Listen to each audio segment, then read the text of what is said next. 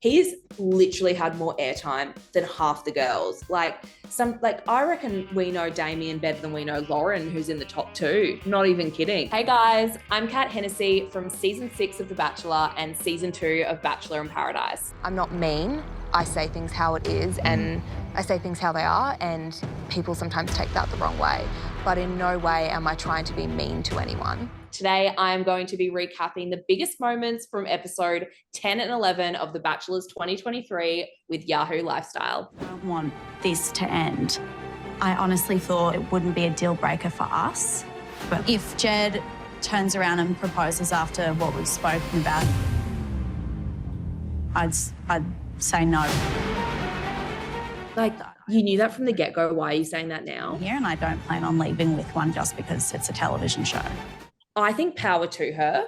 I think it's so true. Just because you come on a TV show and they tell you on the night that you're going to get proposed to doesn't mean that you necessarily want that and are going to leave being engaged. You get no time with The Bachelor, nothing.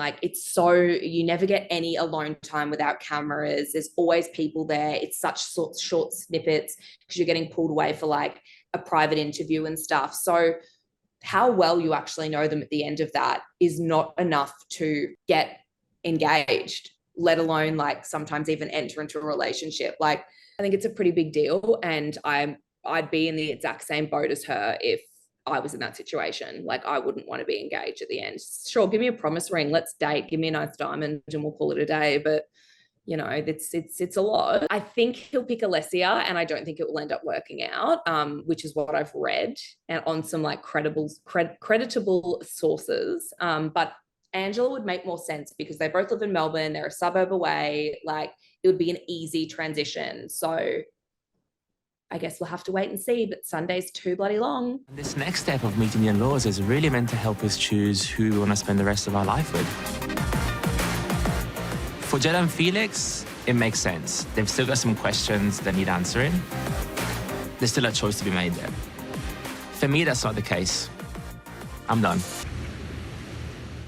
Thomas, what's going on?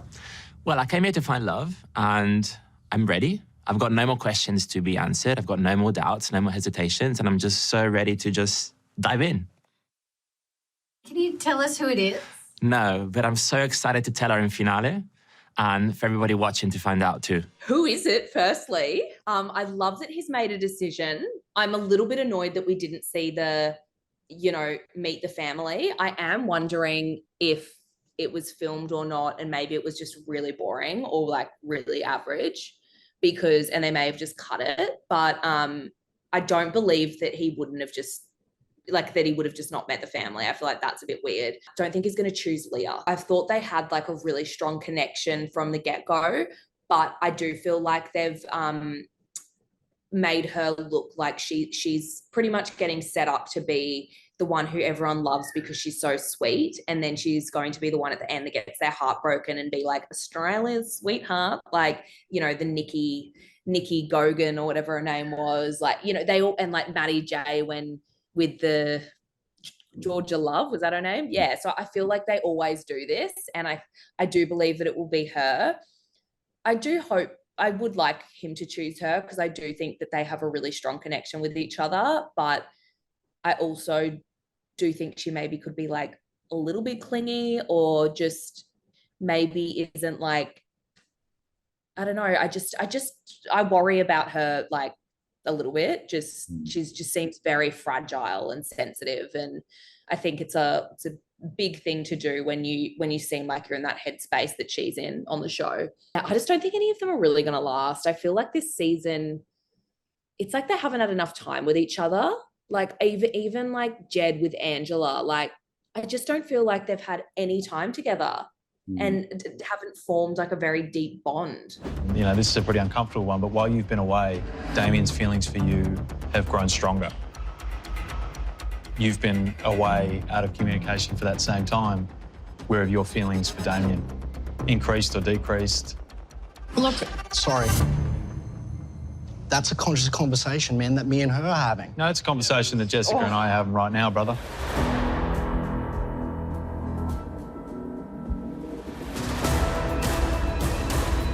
That's a question that I've asked Jessica, whether that's conscious, unconscious, whatever it is.